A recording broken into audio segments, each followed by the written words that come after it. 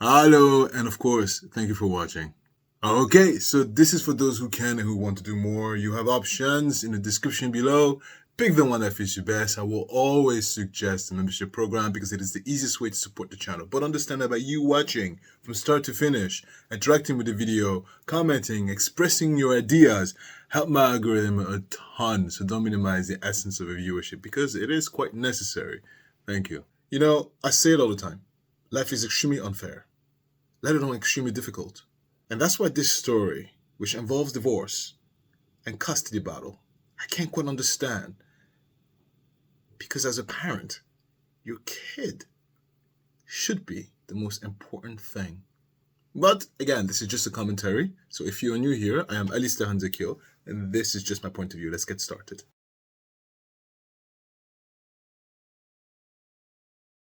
The woman at the center of the Microsoft executive murder trial faced a judge this morning and in Florida for the first time, and with her new attorney, entered a not guilty plea on her behalf. And that attorney is none other than Jose Baez, who famously represented Casey Anthony years ago. Shanna Gardner is accused of orchestrating the murder-for-hire plot to kill her husband, Jared Bridegan. They were in a bitter custody battle over their 2 children. Let's listen in on what happened to court earlier today. That's a very good summary. It's just a gist. It's a regular couple involving an executive. So this is a family of means. And they have what 50% of Americans go through. They go through a divorce. Now,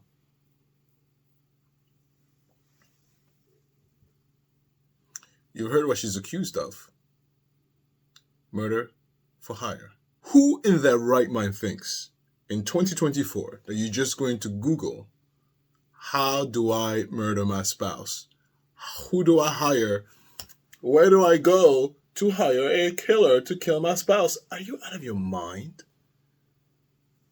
Are you out of your mind? Even if you think it, you really think that in this day and age, you're not going to be flagged? So, just by the nature of the charges, this is so unusual. This is not something a prosecution just smacks at it because they have a hunch. There's probably ample amount of evidence that points towards that finger. Because I'm baffled at the charges. Murder for hire. Like, really, lady, really? All right. Well, she's definitely not smart. She's an idiot. All right, let's continue. Who is Shanna Gardner? The one-time Jax Beach mom accused in a plot to kill her ex-husband, Jared Bridegan. This morning, Gardner appeared in court in Duval County for the first time and pleaded not guilty to all charges. Through her high-profile defense attorney, Jose Baez. I'm Emily Turner. I'm John Bachman. But before Gardner was accused of murder and conspiracy to commit murder, before she could face the possibility of the death penalty, before she moved across the country after her ex's murder, she spoke only to Action News Jax about Bridegan's death. Megan Moriarty sifted through the Action News Jax conversation with Gardner that took place June 2022. These parts were never revealed until now. I hope that we can find the person that did this. Shanna Gardner spoke exclusively to Action News Jax in June 2022, 5 months after her ex-husband's murder and more than a year before her arrest. At the time, she told us she was cooperating with investigators. We've interviewed with detectives, we've cooperated with law enforcement. We have answered all of their questions in detail willingly, because we don't have anything to hide. In February 2022, a neighbor's camera captured the sound of shots fired. That night, Jared Bridegan was driving down a dark road in a quiet neighborhood in Jacksonville Beach. Police say a tire was left in the street. When Bridegan got out of his car to move it, he was shot and killed. A few months later, Shanna Gardner told Action News Jax she felt sorry for everyone involved. I really am sad. I'm sad for his family, sad for Jared's family, for his kids. I'm sad because this isn't something that anybody should have to go through. I would never want anybody to experience what we've all been experiencing. Gardner shared custody of 2 kids with Jared. The night of his murder, he dropped them off at her home and drove a few blocks before prosecutors say he was ambushed. Why do you think it happened so close to your home? I honestly have no idea. I couldn't speculate on that. I think that it's unfortunate that it happened anywhere, wherever things like this happen, and I really feel for everybody that has been affected by this. At that time, Gardner told us she had no plans to leave Jax Beach. No, this is kind of all my kids know. They love it here. We have a community here that has put their arms around us over the last, 8 years. But months later, she left Florida, moving to the other side of the country, rural Washington state. While she lived there, police arrested Henry Tenon, who lived in a home owned by Shanna's new husband. Tenon pleaded guilty, agreed to testify against the others being prosecuted, and is awaiting sentencing. Police also zeroed in on Gardner's new husband, Mario Fernandez Saldana, accusing him of hiring Tenon. In August, Gardner was arrested in Washington. Late last month, she was brought back to Florida to face charges of first-degree murder, solicitation to commit a capital felony, and conspiracy to commit murder. She's also facing a charge of child abuse because Jared's young daughter was in the car when he was gunned down. If anybody knows anything, I go to law enforcement.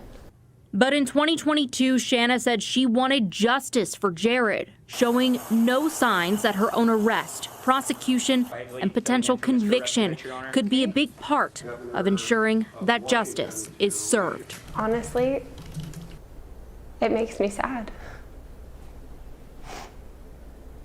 People don't think that these things happen, and when they do, it follows a protocol and they find whoever did this. It makes me sad for everybody that's involved, for Jared's family, for his kids. So Gardner is from Utah, and she met her deceased ex-husband, Bridegan, while visiting a friend in Florida in 2009. Oh, that's when I graduated. They married in 2010 in Salt Lake City. At some point, they moved to Connecticut and started having trouble involving her and her personal trainer. Really?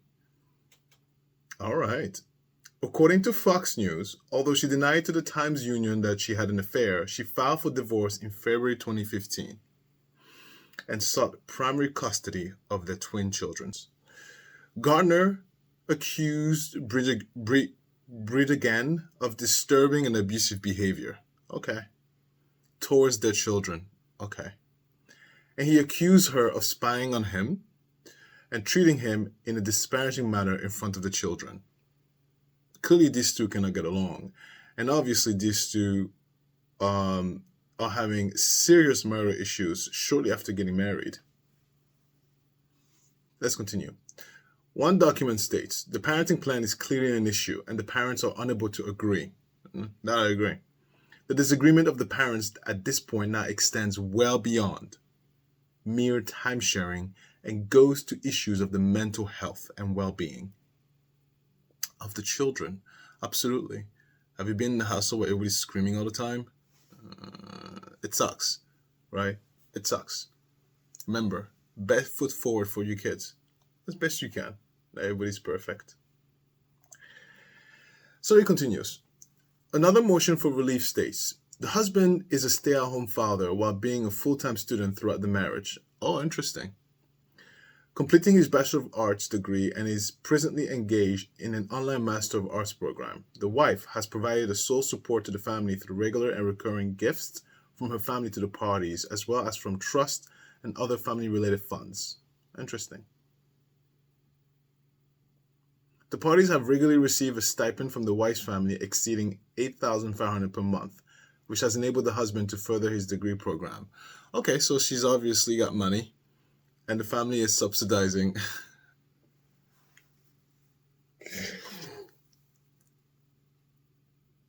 I'm laughing. I'll tell you why I'm laughing.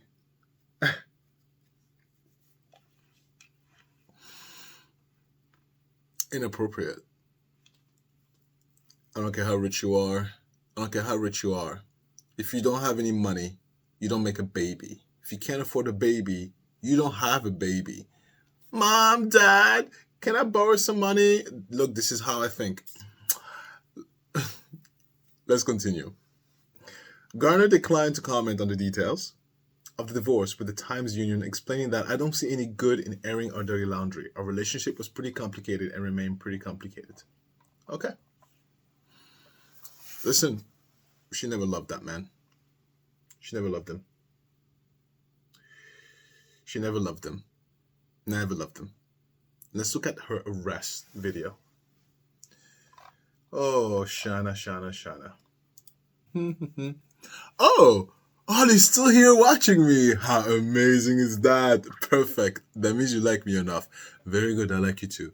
You know what? I'm here to remind you, press the like button if you haven't done so. And of course, if you're not subscribed, subscribe. I hope you will enjoy the past content. I hope you will enjoy the new content. And let's continue with the show.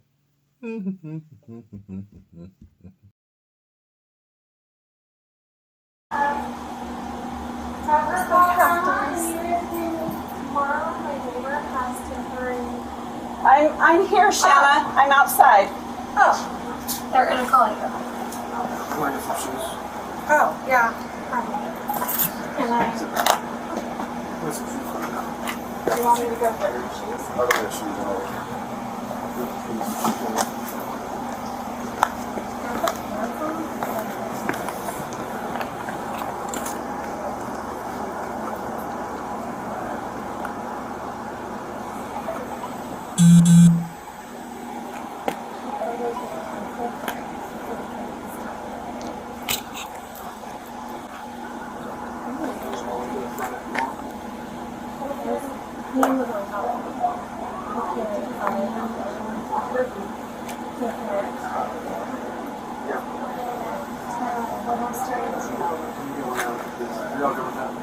Is that okay? Hey, you give her going to the kids. Yeah. Thank you. Sorry. Do you want me to go get her snacks? Yeah. Is that okay? Is that okay? That's fine. Okay.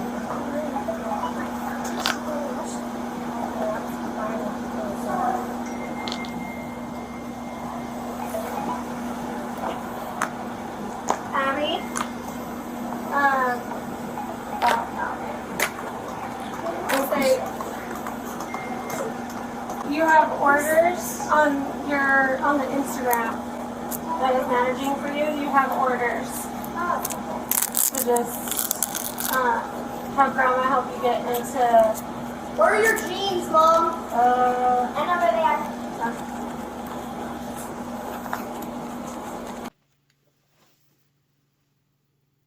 There's a lot going on in the small 2 minutes that I just played you. I want you to pay attention to the difference in how the neighbor is reacting in comparison to how Shanna is reacting. I'm a firm believer that if something does not make sense, it doesn't make sense. I am trained and I make a living trying to guess people's intentions. Yeah. So the neighbor is having a stress response. She is flushed. Her chest is rising. She is crying. She is having not a great day. Shanna is like, you have orders on the Instagram. all right, don't forget to look at the grocery cart. You have some mail. Do you have a quarter? Oh my God. Oh my God. Yeah. Am I going to the police station? Am I really? She is completely ridiculous, right? So, professionally, this is what I'm going to say. She doesn't give a damn.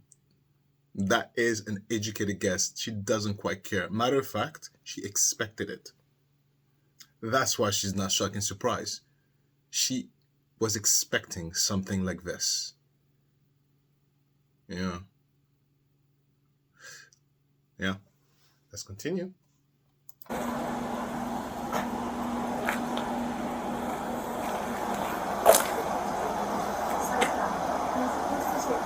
Medication in the morning. They're on my counter in my bathroom. Are those the cheese? It was on the box. The advert, They let her take prescription medication to the general health. Why is that? Yeah, they'll let her take what she has, and then they'll order more if they have to. Yeah. Do you want to get all my medications that are in my bathroom on my counter and then make sure under the right seat? Okay. And then the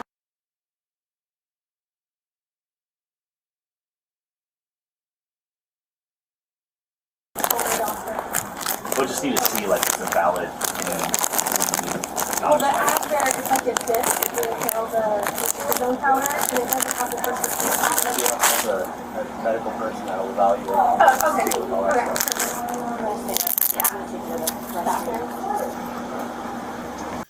She crossed her legs for a split second. She was getting herself comfortable. She's having a casual conversation. She's dampening the severity of the situation. That is so significant in terms of where her mind state is. Again, it shows that not only was she not surprised, not only she most likely expected it, but she believes that she's going to get away with it in some way, shape, or form. She doesn't feel threatened at all. There's also an extra piece of information that maybe you have missed. There's our young children in this house. Young children, maybe 10, young, preteens, let's just say. Even if they were teenagers, even if they were 20 years old, do you know how traumatic it is to see your parent being arrested in front of you? There's no concern for the well-being of our children. It's okay, Olympia, it's okay. Look, go over there, don't look, it's okay. Papa will be right back. Papa will be right back. Look, I mean, forget the fact that I'm being arrested for allegedly a murder. My kid is going to be traumatized from this experience. My head goes straight to that. She is having a cocktail in front of the porch. Do you see the disconnect there?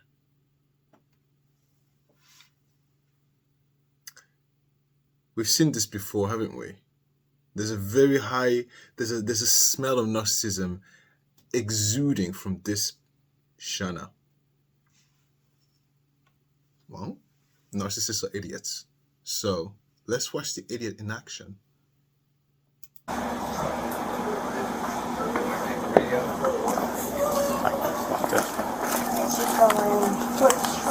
It's gonna be the white vehicle back there.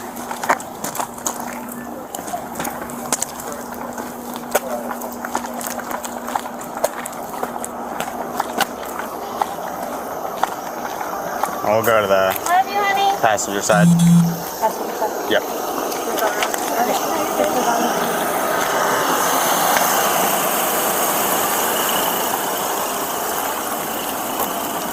Bus stop.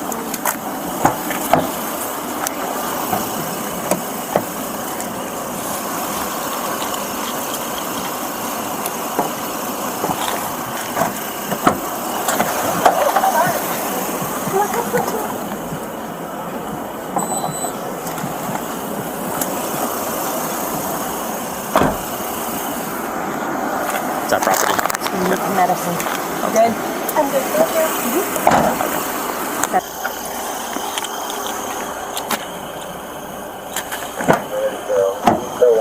Alright.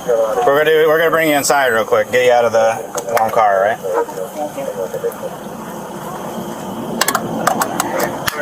Now step out for me. We're gonna go through these doors over here. And then there's gonna be a hallway to your left there. Have you take a left there for me. And we'll go down to this last door here on the left. Have you stand there for me.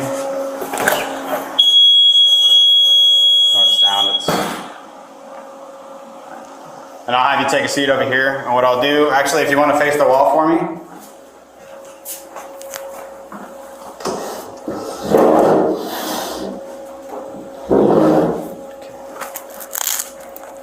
So what I'll do is I don't want to keep you in these cuffs for a long time. I know they kind of hurt. So what I'll do is I'll take one hand out, and I'm just going to attach it to the railing right there, all right? Okay, thank you. Yep.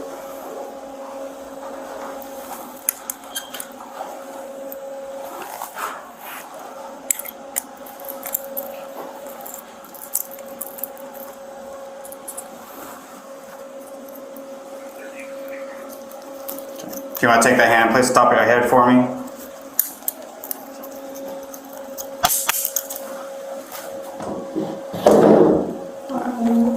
And if you want to step to your left or turn the other way, I'll have you take a seat. This one? Turn the other way for me. All right. And then if you want to take a seat for me. No, you're okay. I'm just going to scoot you a little bit. All right, there you go.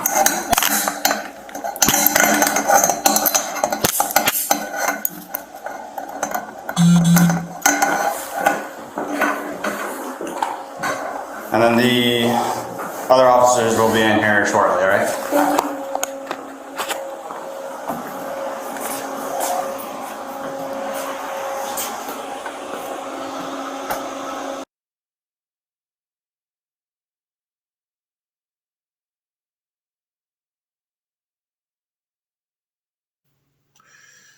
Okay.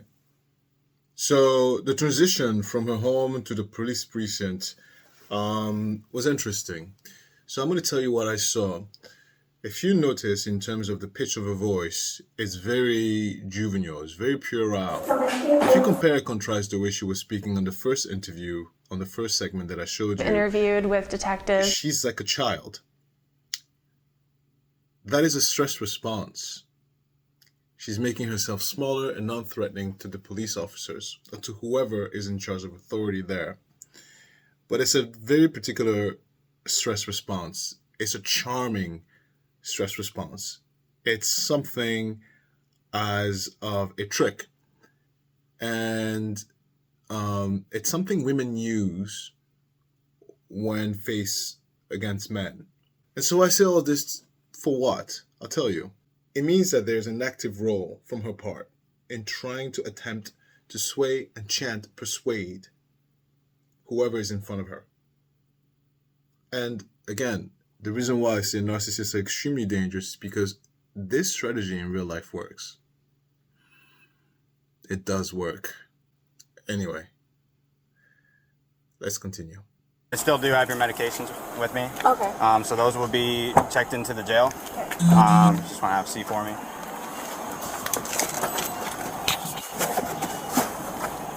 I do have a question for you. It's not regards to the charges at all. Those the medication that's in that little divider. Yeah. What's in those? I can tell you.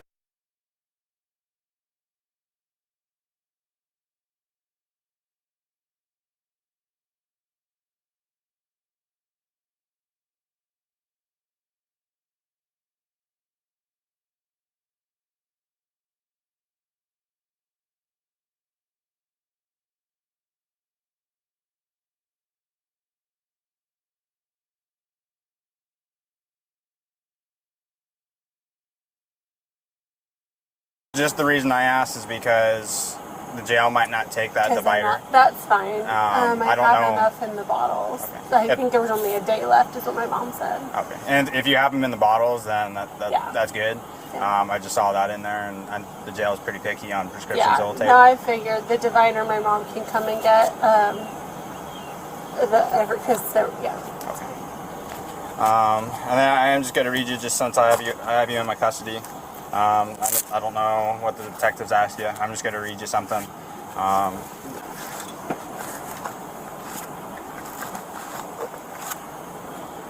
So you have the right to counsel at this time. If you're unable to pay for counsel, you'll be entitled to have one provided without charge. Do you understand that? Okay. And that's it. So I'm going to put your seatbelt on. I'll get you down there. It's hot. It's so hot my vehicle can't keep up. I say it's hotter for you guys wearing all the stuff you guys have to do. And I'll get you down there so you're out of cuffs. I know those are uncomfortable. So just sit tight for me, all right? That last part, there was a complete shift into her demeanor and behavior. Now, I'm not sure what happened in between. The officer said, quote, I don't know what the detective told you. So I'm assuming she must have spoken to someone over there, which completely changed her rationale. And you could also see from her face, I'll show you in the editing, her facial reaction when the cop starts reading her rights. It's utter terror. That's when it actually sunk in that she could be and might be in trouble. This is probably where it sunk in, where her enchantment didn't work. And that's the beauty. That's the beauty of the courts versus narcissist. They suck at it. Because all of that enchantment, ooh, do you love me? Do you love me? Aren't I pretty? Aren't I beautiful? Don't you want me? All that stupidity goes right out the window. Anyway.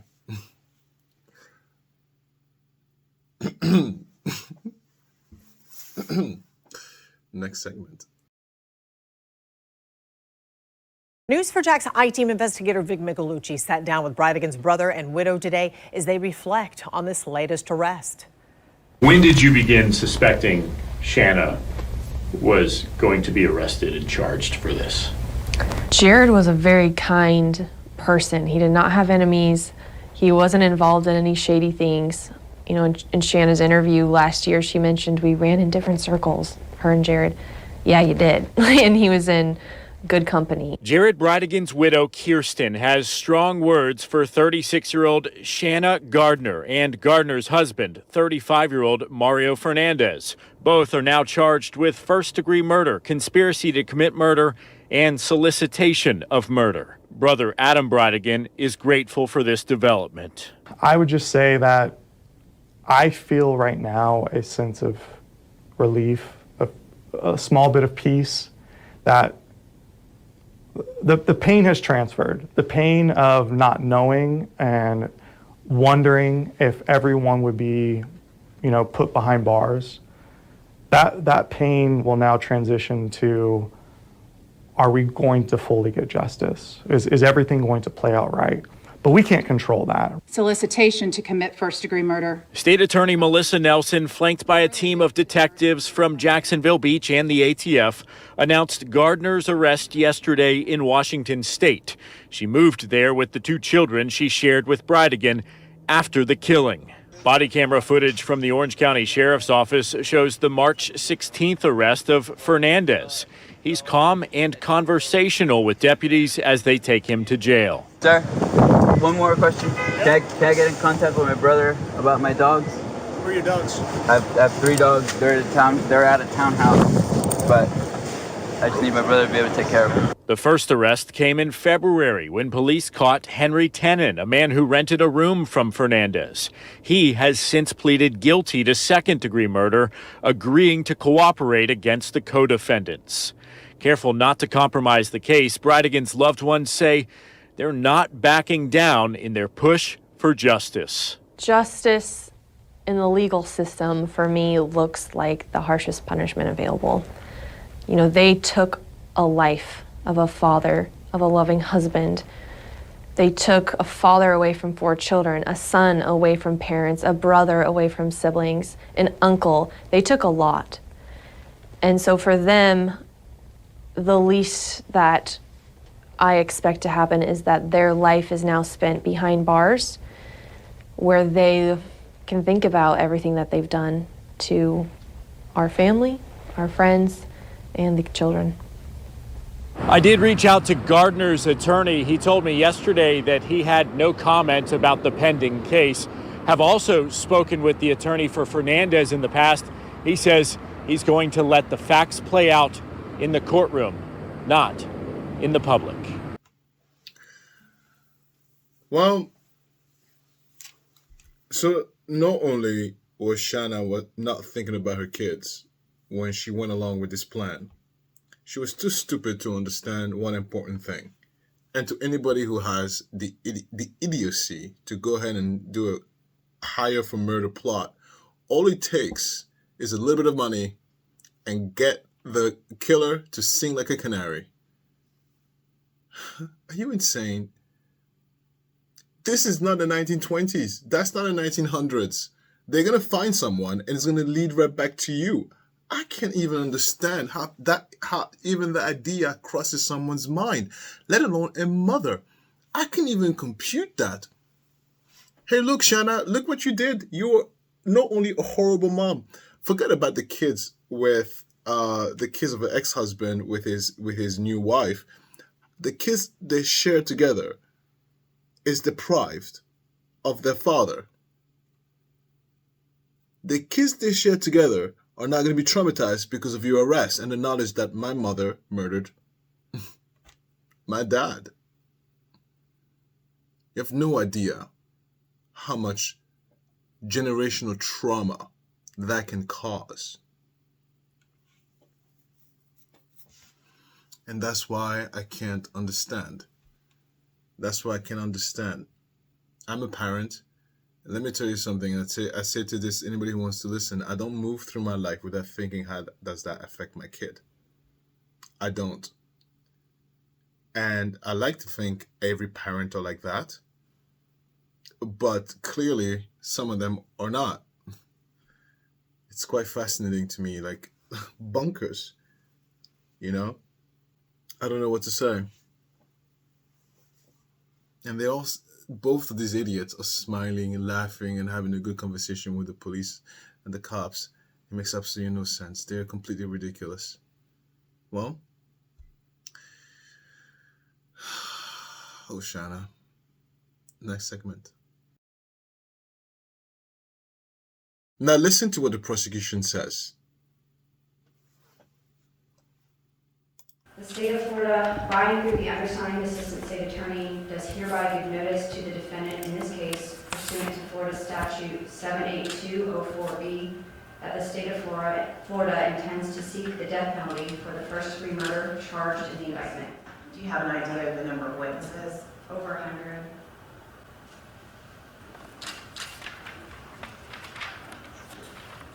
Category A? Yes, ma'am. Do you see that even Shanna's lawyer is like, oh my God, 100? Oh my God, this is not Casey Anthony anymore. How the hell do I get her out of this? Shanna was unbothered. 100 witnesses. 100. 100. Oh, no. Correction. It's over 100. So it's 101. Unbelievable. And this is what I mean. Like this idea of pleading not guilty, honey, it's not like you're debating whether or not you ate a sandwich. This is such a specific crime. And this crime is not only so specific, but it's so particular that you don't just show up and be like, I'm charging you with murder for hire plot. It's so specific. You can't stick that on someone that's innocent of it. It's very hard to even frame someone for murder for hire. It's very difficult. Extremely difficult. So, nah, Shannon, have several seats. Let's go to my final thought. So, I'm going to follow this case, obviously. And it's funny, as I was transitioning myself to this final thought, something came into my head. I was like, how does something like this happen? Where like you get into a fight with your spouse and custody battle involves and murder is what you go to. Like, how does that even cross someone's mind? And then you know what pops into my head? Prenups. So here's the final thought. Everybody get a prenup. Young kids, if you're going to get married, get a prenup. You might say to yourself, but I have no money. Listen, a prenup has 10% nothing to do with money. A prenup just dictates what happens if you break up. That's it. Money is a section of it, but then there's other stuff. Including custody. You have no headaches when you have a prenup. Listen, you might not think it's sexy. Don't be an idiot. You really think, look, the divorce rate is 50%. Do you think you're that special? Do you think that your love is forever? Nothing will change me, baby. Come on. Beware of absolute. That's just the rule 101 of being somewhat a responsible adult. Things change. Life change. What? What? It doesn't, your spouse doesn't even have to cheat. You can be the cheater. You might be going to the gym and you see this sexy thing or this sexy thing and you're like, oh my God, I can't help it. Oops. Come on. Oops happened. Or you might end up having a husband that's like, I don't know, her. I mean, a wife that's like her. And you're like, oh, I don't want to deal with this. I'm out.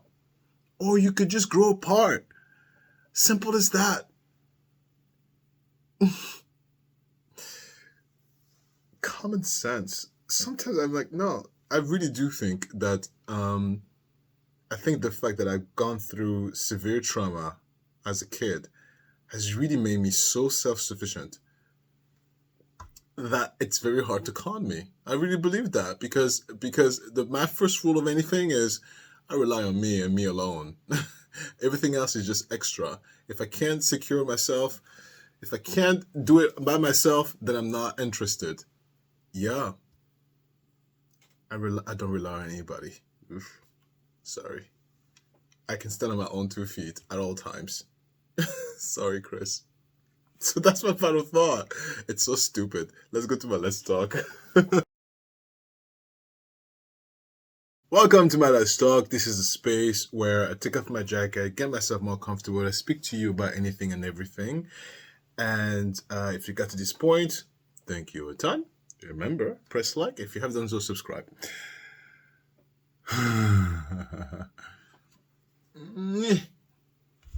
Do you like the new setup? I hope you do. What a nutcase. Prenup. Prenup. Me and Chris have a prenup. And we have a postnup. No, there's contingency of contingency of contingency. And you know what? It's funny because the prenup was my idea. Chris didn't want to have a prenup. And I said, do you know who you're talking to? No, we're having a prenup. And then when Olympia was born, then we had a postnup. The prenup is very simple. And people make a big fuss about it. Listen, my mother didn't have a prenup. And fortunately, my parents, I think I've told you that I don't have to feel embarrassed, but I think I told you from the beginning, my parents are well-to-do. And so it's not like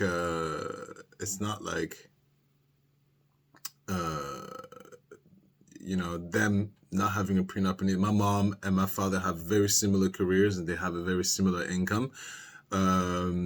My mother was more on my mother's side hustle was more on the entrepreneurial side. My mother also comes from a legacy. My grandmother was a business owner, candy shops in Cameroon. My grandfather was a developer in Cameroon.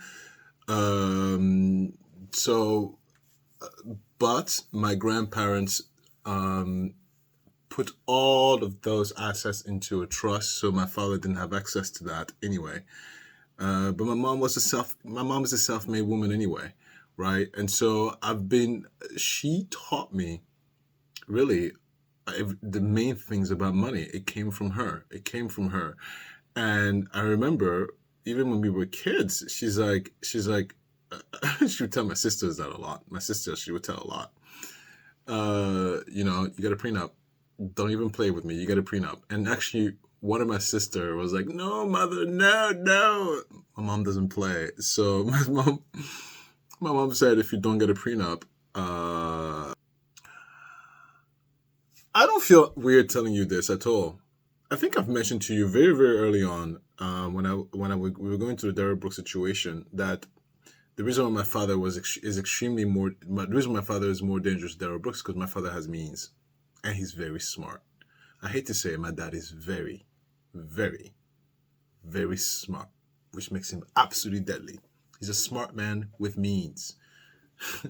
And people in his pockets. Yeah. Matter of fact, I told you there's a criminal thing on him. He's about to be a fugitive. He's wanted by Bank of America here in the United States, and he's wanted by IRS of Canada. Because he bribed people. He bribed government officials. And all of that came to light during my parents' divorce. It's funny because it came to light because my mom is nosy. My mom's lawyer is nosy because the court didn't catch it until my mom's lawyer was like, something is off. What is that? And then we saw a secret account. And the account was open with the help of some government person, right? Okay, over there at the IRS. Okay. It's so like scandalous. So the government is having its own internal investigation, and we gave all the information to the government over there in Canada, and the investigation will be very quick because we follow the money and we see it. So we just gave it to the IRS, and he's wanting to back up America because kind of similar to what Trump did. He inflated some values of stuff and borrow some money with some inflated stuff. Yes. Like, who are you, Alistair? I'm just an average guy. Honestly, I am. When, so first of all, on my father's side, he cut us off, all of us, from his inheritance. My cousins are getting that. It's okay. And on my mother's side, she transferred everything to her grandkids. She says, all of you children don't need anything. And she put everything into educational trust, and it's only going to be used for education only, for the generation of our children. So we're not getting anything at all, which is fine. I have a little headache. Oh no, it's my eye. Oh my God, did my eyes be giving me migraines? Yeah, I'm like, I feel like I'm sick. What's going on? No, it's the eye, my eyeballs, scratched by Olympia.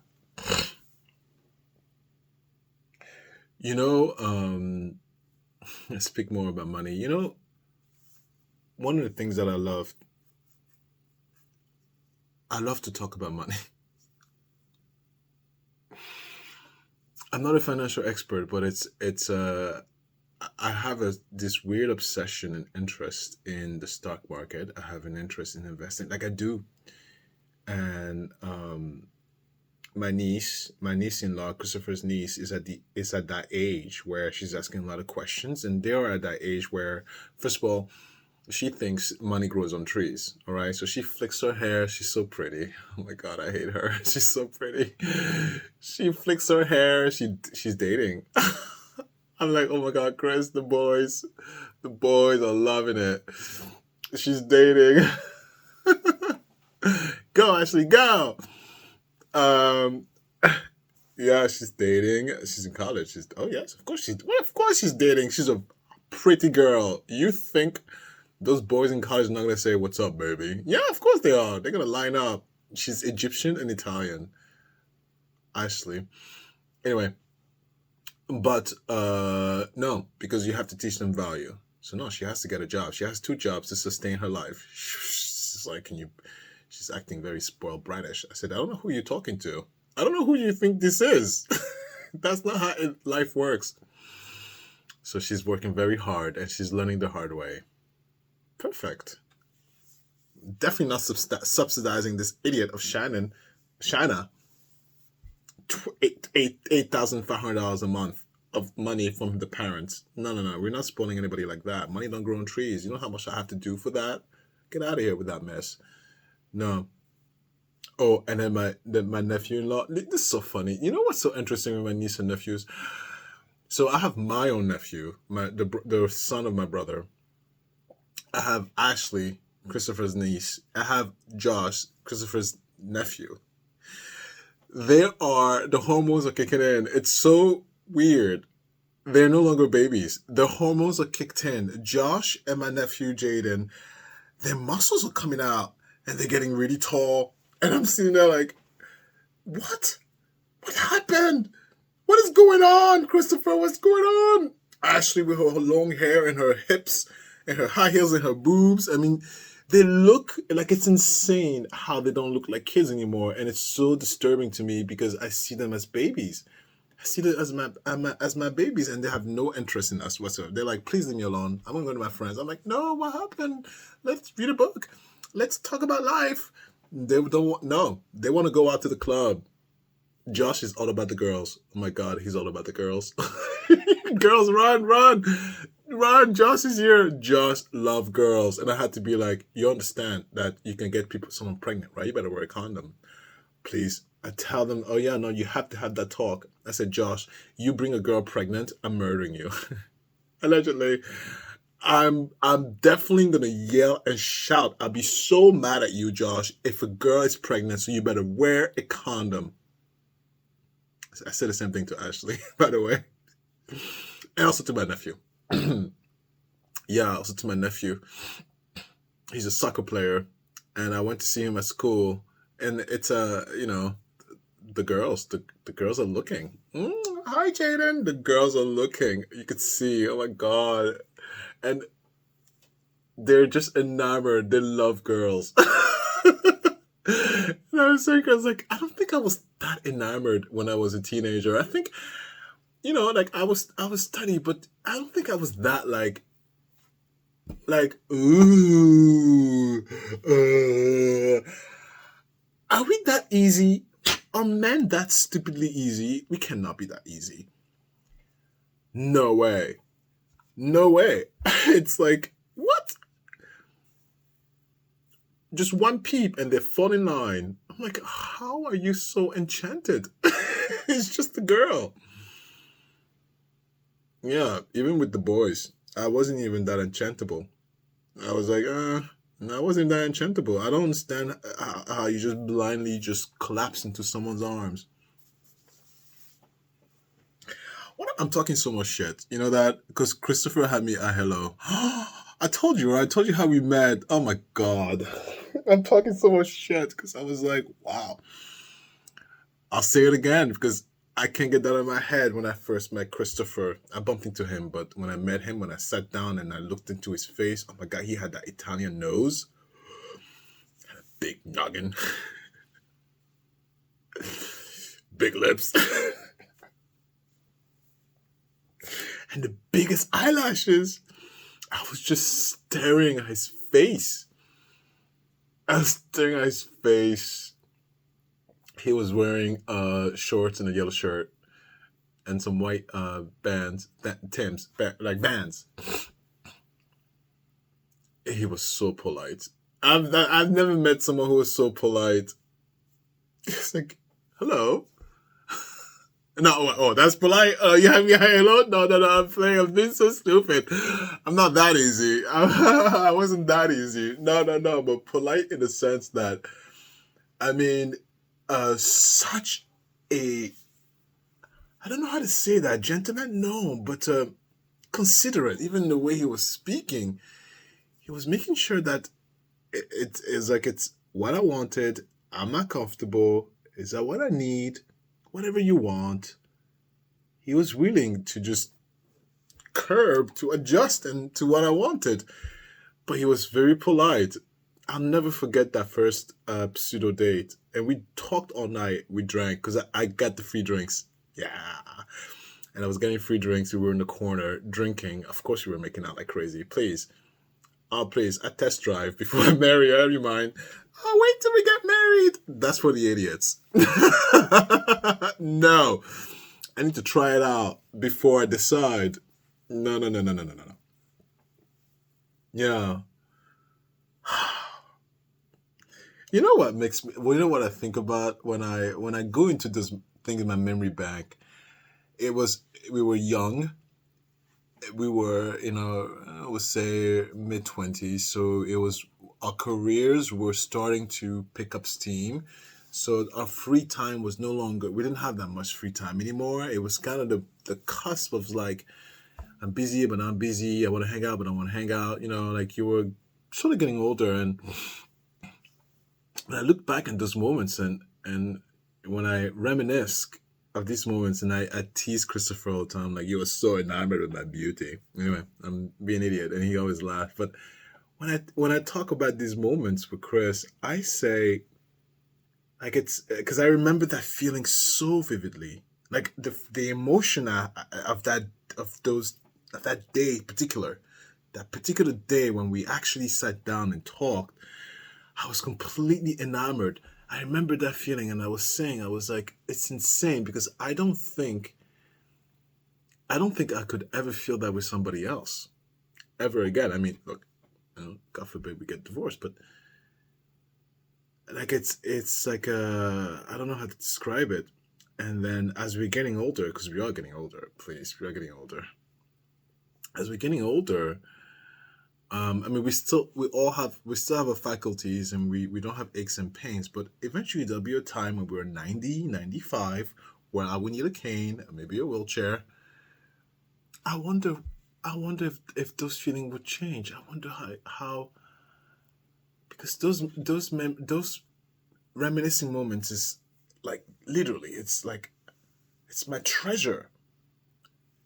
Like, I would never want to not remember, and I would never want not to go back to that box and open it.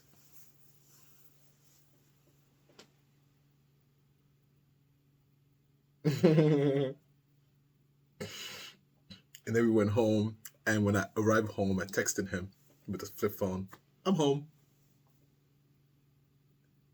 And then he's like, "Okay, cool. I just got home too. I'm going to go to sleep now." Oh, he was very polite, but he didn't take shit. Oh my God. Christopher says no. I mean, he would do anything for me, but when Chris says no, it's a no. Because actually, I have an addictive personality, and I was like, "I want to see you again. I want to see you all the time." And he's like, "I got to work. Leave me alone. I'll see you next weekend." And I was like, "Wait, what? Wait. I have to wait 5 days." He's like, "Yep." "Don't you want to drive here?" He's like, "Nope." I'm like, "Okay, I can come over there." He's like, "No, I'm working." I was like, fuck. How dare you be sensible and have all your wits about you? I had to wait 7 days. Yeah, he did that until I was in a moment to, when was that? Yeah, I was doing a career change. And I didn't renew my lease, my apartment. I didn't renew the lease. And that's when he was like, "Hey, you know what? Why don't you come over here?" No, I remember that day too. And I was like, "Are you asking me to move in with you, Christopher?" And he's like, "Yeah, I'm asking you to move in with me." "Of course. What does that sound like?" He said that so boldly. I was like, "Oh, you're not even going to try to play around with it?" He's like, "No." I was like, "Okay, fine. All right. So, okay, sure, I'll move in." It was just like that. He's like, "Okay, got it." So, I got over. He took the car. Literally that weekend. Moved all my stuff to his 1-bedroom, by the way. 1-bedroom. No, it was sweetest guy. Even the ex-boyfriends were nice at the beginning, but eventually the relationship changes, and they become somewhat of an asshole. And I don't tolerate certain things. But yeah, so considerate. That's why I'm so lucky. I don't think I'm lucky. I fell on someone who is so considerate and so like self-sacrifice for me. And I noticed that early on, and I was like, okay, I need to be respectful of that privilege. I can't just, because at the beginning I was like, "Oh, okay, sure, oh, okay, oh, okay, oh, okay, sure, oh, okay." I was just saying yes to everything because I was like, "Oh, you wanted, sure, why not?" And then I realized, I was like, "Wait, he's gonna say yes to everything I request." Oh, no, Holster, be reasonable. Yeah, because I loved them. I loved them very early on. I fell in love quick.